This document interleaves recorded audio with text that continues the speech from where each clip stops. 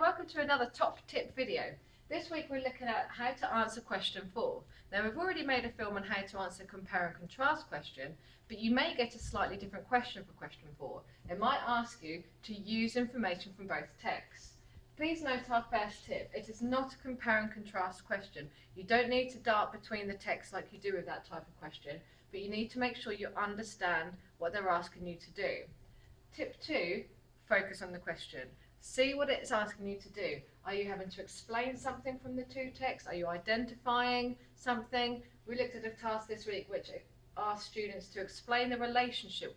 What do we learn about the relationship between the two men in the boat race?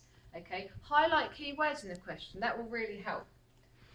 Tip 3, focus on text 1 and then move on to text 2. I would recommend taking 5 quotes from text 1 and then 5 quotes from text 2 to show a real range of answers and response and maximise those 10 marks.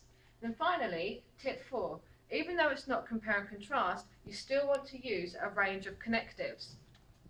These include words such as the same as, or similar, or similarly, or in addition to this, to show comparisons or differences between the two texts. You could use however, even though. Even though it is not a compare and contrast question, you do still want to show that you can cross-reference two texts. Just make sure you answer the question properly and save time for this question.